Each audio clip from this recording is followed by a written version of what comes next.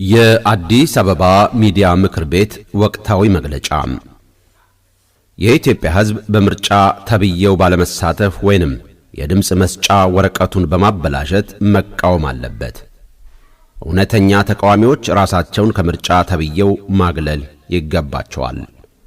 ግንቦት 17 ቀን 2018 ዓ.ም የአዲስ አበባን ሕዝብ ጨምሮ አብዛኛው የኢትዮጵያ ሕዝብ ከተፈጥሮ የተጎናጸፈውንና በአገዛዞች የተነጠቀውን ሉዓላዊ ስልጣኑን መልሶ በእጁ ለመጨበጥ በተለያየ መንገድ ትግል እያደረገ ባለበት በአሁኑ ጊዜ ሰባተኛው ሀገር አቀፍ ምርጫ የሚባል የተለመደና አሰልቺ ድራማ እየተወነ ይገኛል።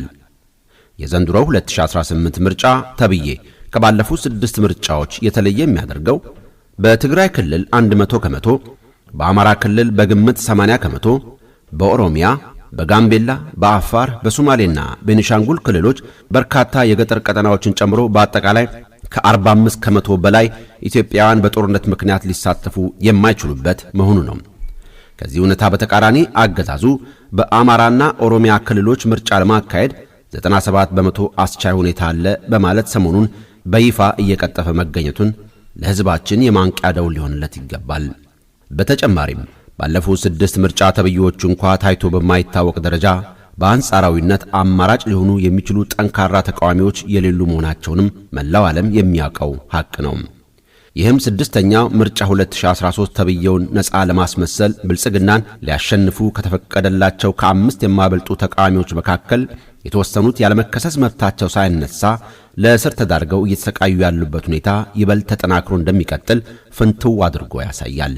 ይህንን ግምት ውስጥ በማስገባት እውነተኛ ተቃዋሚዎች ራሳቸውን ከምርጫ ሊያገሉ ይገባል። የአዲስ አበባ ሕዝብ ሆይ ባለፉት 5 ዓመታት በአዲስ አበባ ከተማ ከግማሽ ሚሊዮን የሚበልጡ ነዋሪዎች ጥረው ግረው በመሃል ከተማ ያፈሩትን ወይንም በውርስ ያገኙትን አንጡራ ሀብታቸውን በኮሪደር ልማት ስም ያለበቂ ካሳ ተነጥቀው ከተማ ዳርቻ ላይ ተጥለዋል። ይህ በማር የተለወሰ መርዝ ከተማዋን ለማዘመን እንደሚደረግ ተደርጎ የሚቀርብ ቢሆንም አገዛዙ መጤና ወራሪ ብሎ በፈረጀው ላይ የወጠነው የዘር ማጽዳት ኤትኒክ ክሊንሲንግ ካምፔይን አካል መሆኑ መላው ኢትዮጵያውያን የሚያውቁት የአደባባይ ሚስጥር ነው። በዚህ ሂደት በሕጋዊ ማፈናቀል ከነዋሪዎች የተቀማው የመሃል ከተማ አንደኛ ደረጃ መሬት ብዙ ቢሊዮን ብሮች የሚያወጣ በመሆኑ የኦህዴድ ባለሥልጣናትና ሎሌዎቻቸው ያለምንም ሀፍረት እየተከፋፈሉ በወላጃቸው ህወሓት ዘመን የተጀመረውን የፖለቲካና የንግድ ጋብቻ አስቀጥለዋል።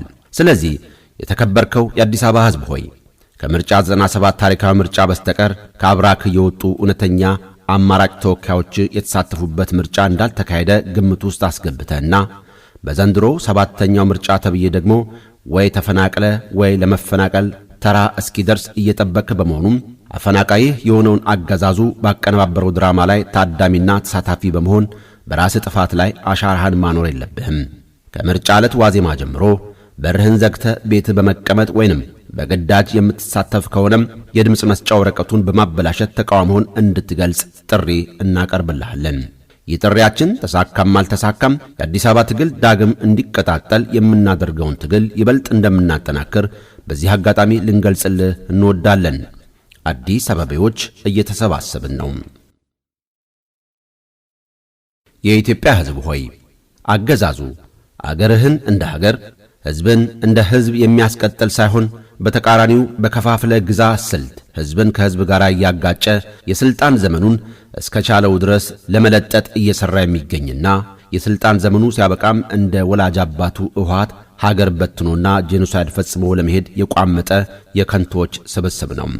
የአማራን ሕዝብ በማንነቱ እየለየ በሚሊዮኖች የሚቆጠሩ ንጹሐንን አፈናቅሏል፣ ጨፍጭፏል።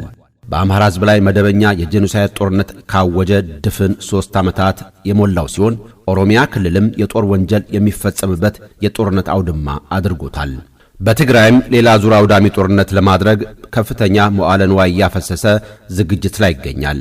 ይህ ሁሉ አገዛዙ ስልጣን ላይ ከወጣ ጊዜ አንስቶ የጠፋው ከ1 ሚሊዮን በላይ የሕዝብ ሕይወት አልበቃ ብሎት ነው።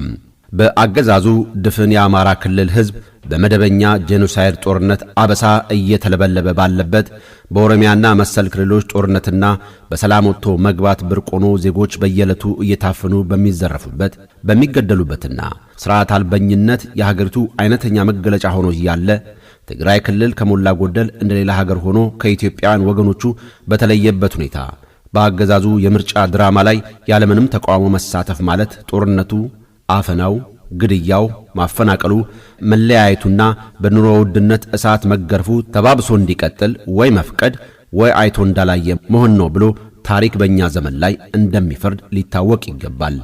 ስለሆነም መላው የኢትዮጵያ ሕዝባችን ከቻልክ በምርጫ ላይ ባለመሳተፍ አገዛዙ እንድትሳተፍ የሚያስገድድም ከሆነ ድምፅ መስጫ ወረቀቱን በማበላሸት የአገዛዙን ገመና እርቃን እንድታወጣ ጥሪያችንን እናስተላልፋለን።